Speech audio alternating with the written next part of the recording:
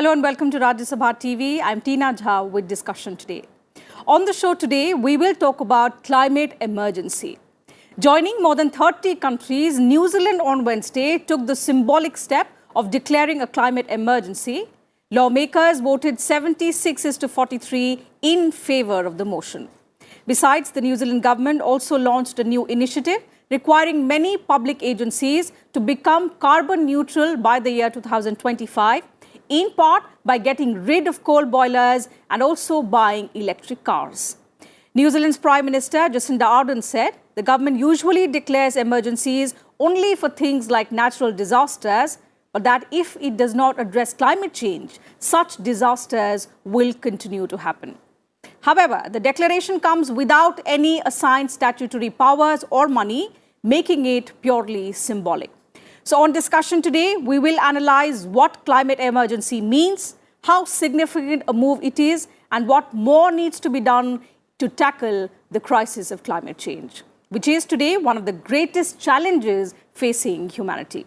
So joining us on the programme are former Ambassador Mr. Dilip Sinha and Madhura Joshi. She is a climate policy specialist in NRDC.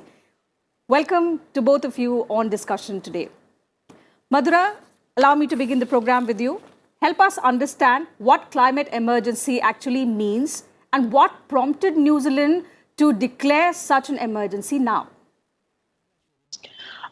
So climate emergency or declaring climate emergency basically would indicate that the country is going to look upon climate change and the climate crisis as a pressing problem and put together, in theory, all the state machinery to tackle this emergency as they would with a natural calamity. What prompted New Zealand to declare it? Well, there can be a host of different reasons, but 2020 has been a landmark year for all the wrong reasons. This year, along with the COVID pandemic, we've also had extreme weather events ranging from wild forest fires in Australia to California, in the Amazon.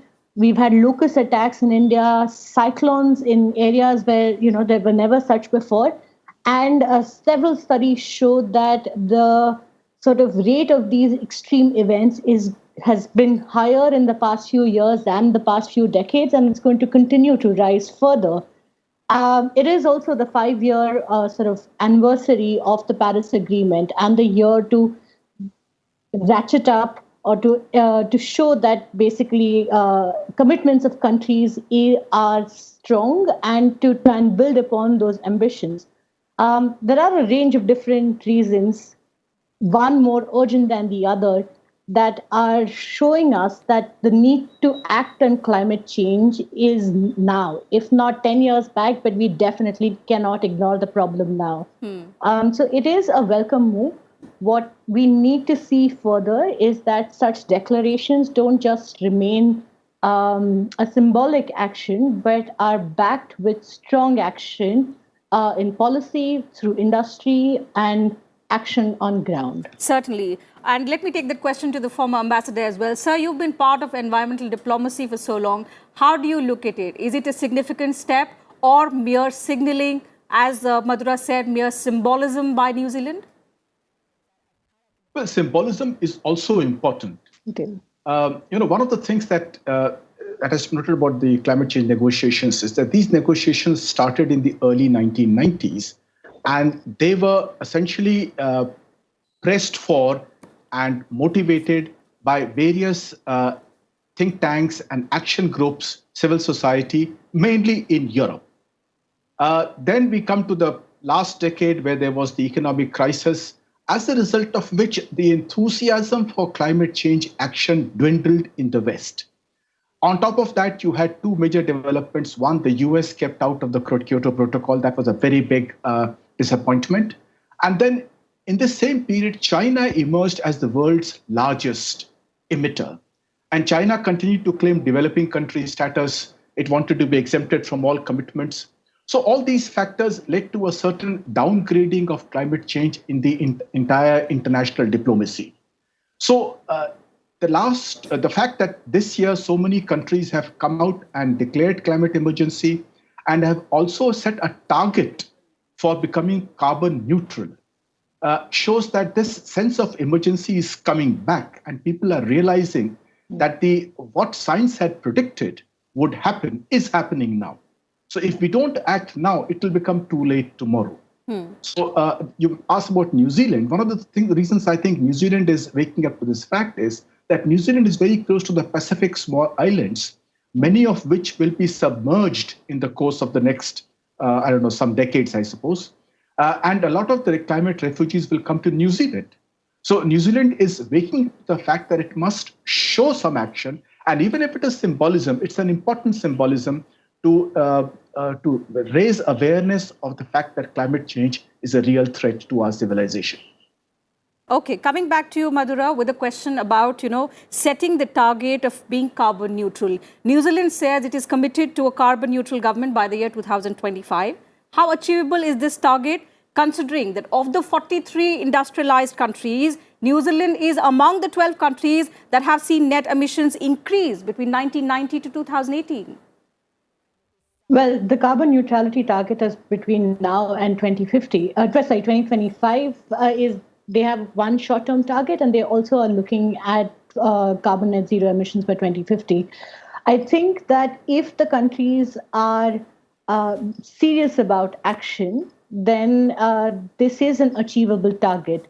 And even if there is a couple of years of, if the target is pushed ahead by a couple of years, if the machinery is geared towards ensuring that the target is met, then essentially, I think it is absolutely achievable because the technology is there, the finance is there, and the science is also very clear that we have no option but to move towards that path.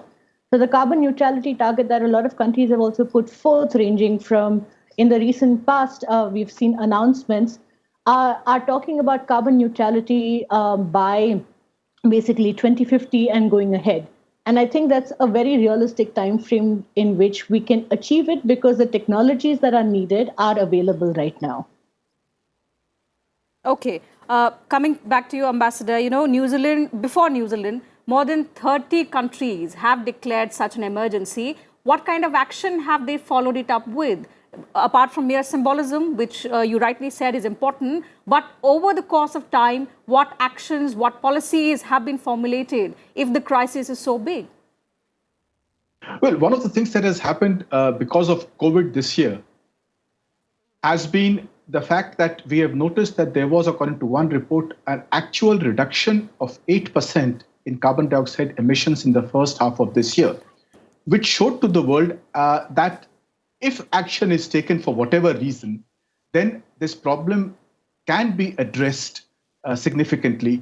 In India also, we found that when the lockdown took place, people in the plains could start seeing the Himalayan peaks. Yes. Now, that itself was a symbol of how industrialization and all these transport, other facilities that we have in the world today have impacted our lives and our daily existence. Now, so what has happened in Europe, for example, London has declared that it will not allow any internal combustion cars or vehicles in the city after 2030. Now, this is a significant step. It's a 10-year margin that has been given. Now, take a city like Delhi, where a large part of the pollution is because of internal vehicles, whether it is buses or trucks or vehicles or cars. So if we set a target like that for Delhi in 10 years, it should be possible to get rid of pollution in Delhi.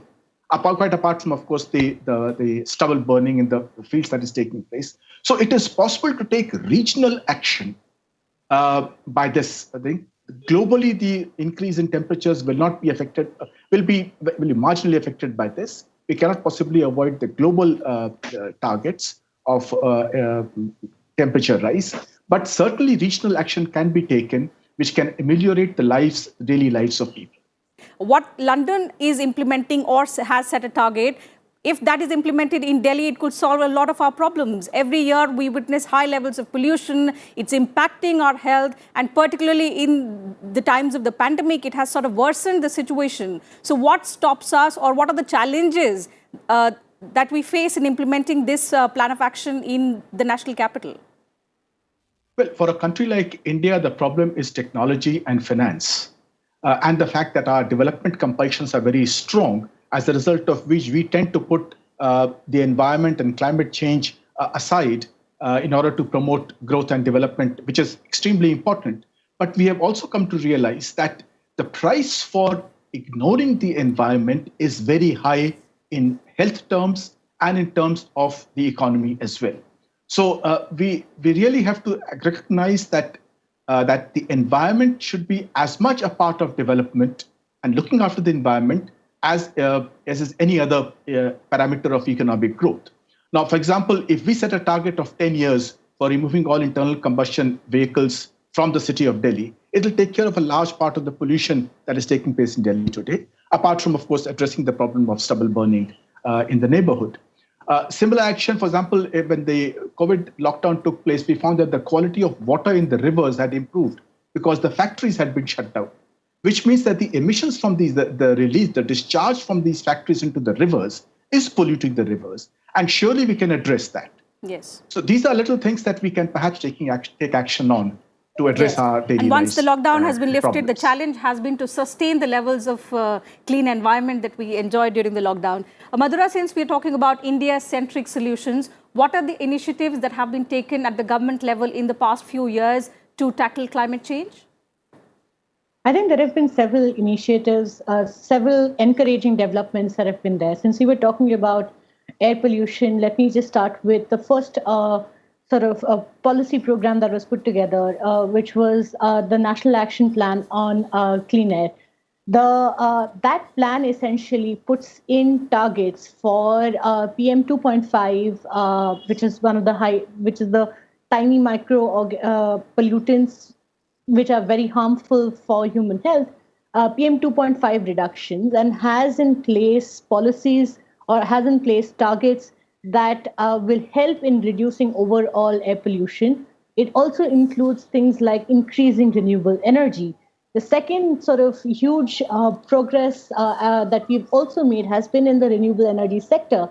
The 175 gigawatts target was extremely ambitious, and 5 years back, most thought that this is not something that is achievable, but we've made significant progress. Of course, we're about at 90 gigawatts of renewable energy. We still have a little while ahead to go, but it is a huge target. The progress has been immense, and we see renewable energy rates falling on almost, it's a news every day about the lowest that renewable energy tariffs have fallen to. And it is now affordable. This 175 gigawatts by 2022 target has been further expanded to 450 gigawatts by 2030. And that's a huge ambition, signaling a strong move towards cleaner energy transitions. If we also look at the Cooling Action Plan, India Cooling Action Plan, ICAP, that is for essentially reducing the super pollutants, hydrofluorocarbons, and phasing them out in a 2030 timeline. And these are really encouraging policy developments that have come about.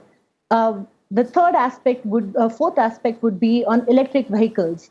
There is the National Electric Mobility Mission that has sort of given states the incentives to come up with EV policies of their own, set targets to increase electric mobility in their states.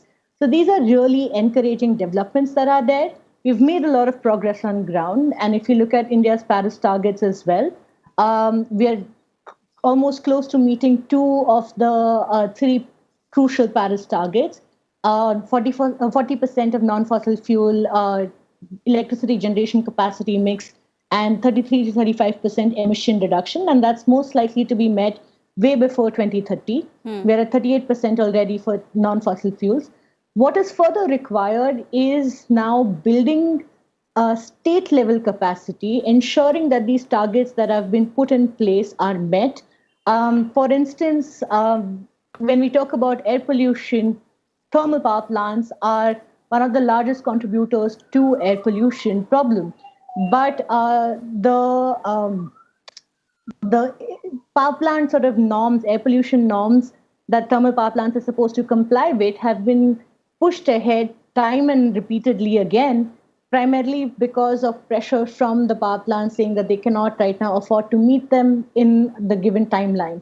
So being strict about and stringent about these policies and ensuring that these are implemented with the kind of capacities, manpowers that are required at the ground level will be very important.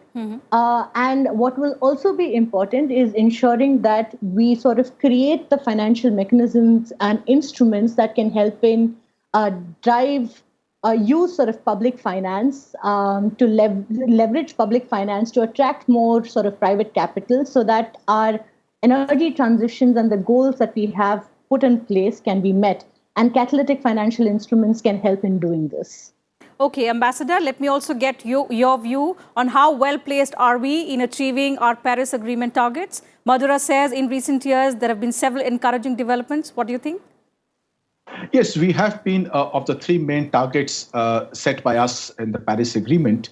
As Madhura said, we are close to meeting the second one, which is on the creating on renewable energy, and then on emission intensity reduction. Also, we are on course. But we must remember that the Paris Agreement targets for almost all countries are not ambitious enough, and we have to take the lead in showing that we can go beyond the Paris Agreement targets that we have set for ourselves and take the lead in this. I think it's important for us because we are ourselves victims of climate change that's taking place in the world today, both because of regional pollution and also because of larger global factors. So we have to take the lead in this, and we should not let just Europe or New Zealand or basically it's Europe and New Zealand, because other countries like Australia, China, USA are lagging behind in this. So we have to move forward in this, not only to show that we are serious international players, but also for our own sake, for the sake of the health of our children, which is equally important in this. And we can, if we move into the new technologies, then we become leaders in those new technologies, which is the way the world is going to move in the next few decades. Because if it doesn't, then our civilization is doomed. Okay, Madhura Joshi, when he says globally the targets are not ambitious enough and India has to take the lead. But the crisis is, of course, for the entire world. Even if India takes the lead and other countries lag behind, it doesn't serve the purpose. So what, according to you, is the urgent need of the hour to limit global warming and for countries to come together and act on climate change? So we had actually come up with a report in 2019, which is called Realizing the Promise of Paris, the Roadmap for a Safer Climate Future. Yes, the Paris targets were not as ambitious. They were supposed to be what the countries can sort of achieve, and with the provision to ratchet it up going ahead. So we do need urgent climate action focusing on solutions to reduce emissions, to eliminate emissions to the extent possible. But our report sort of showed that, accelerating progress on a range of sort of 24 realistic actions, which are already in sort of place, can help put the world on track towards like a 2-degree centigrade target, temperature rise target, and closer to the pathway that is required to be at the safer 1.5 degree sort of centigrade target level. Mm-hmm. And these actions span across sectors, but it essentially starts with phasing out fossil fuels, phasing out basically short-lived climate pollutants and super pollutants. And this requires action in electricity sector, moving from gas and coal to renewable energy, so that we are not putting in as much emissions. It requires action in the transport sector, where we are moving towards as much of electrified sort of economy as possible. It also requires sort of action in buildings, because buildings and residential energy consumption is almost 30% in the Indian context of India's energy sort of electricity consumption basket. So. Okay. If we construct the buildings correctly, green building designs can help in ensuring that the materials that are used are sustainable, but also the electricity that is consumed by the buildings is significantly lesser. So moving towards green buildings, moving towards cleaner transport, cleaner power, so that we are ensuring that it's generated at the source itself, the generation is clean, are some of the critical actions. This also, of course, has to be combined with adaptation measures, because we know that there are certain climate sort of impacts that are already set in place that cannot be reversed. So we need to ensure that communities that are the most vulnerable to these impacts are not the ones who suffer the most, and which is what happens. So ensuring that adaptability of these communities is taken into account and developing adaptation measures is extremely important. Okay. Madhura, before I go back to the ambassador and get a concluding remark, help us understand, why is the 1.5 degrees Celsius so important? So a range of different sort of science studies have shown that essentially that if we are looking at the impacts of climate, they have already we are at about 1.1 degree global warming, the global sort of temperature rise, and we are already seeing that these extreme climate weather events are affecting the world a lot. 1.5 degrees will still have some level of climatic impacts, but these are something that will be manageable. As the temperature continues to rise, if it goes to about 2 degrees, this is 2 degrees or above, it'll become more and more difficult for human life to continue. As it goes from 3 to 3.5 degrees, it becomes a larger threat, and beyond that, it becomes an existential threat, where the question of whether the Earth will survive itself will become a problem. And as GHG emissions continue to rise, there is a threshold after which there is concern that there could be sort of runaway emissions, where complex systems start working together, and we will not be in a position to control the emission temperature rise after that, and the Earth basically will become uninhabitable. Okay. So if you look at the sort of temperature rises and the impacts that it has on the world, there are some really great sort of climate models that tell you which parts of the countries and cities will become submerged because of sea level rise as the global temperatures continue to rise. And there'll be parts such as Bombay, New York, the coastal cities that we are so familiar with, that will be under sort of water if the temperatures go beyond 3.5 degrees. Okay. Coming back to you, Ambassador, for one concluding remark. In the wake of such a serious crisis, of course, it's one of the biggest challenges faced by humanity. What, according to you, is the best way forward in terms of global order to come together and mitigate the crisis? Well, the global order has to come together. There has to be international cooperation. And as I mentioned, in this, India can take the lead both internationally and also by setting an example, by leading the way forward in developing technologies, appropriate technologies, which countries at our level of development, which are short of capital, short of infrastructure, can use to be able to lead the way forward and help other countries and also help the whole world in developing an economy that is not based upon carbon emissions, but is carbon neutral, or in fact, perhaps is capable of absorbing some of the historical emissions that have taken place already.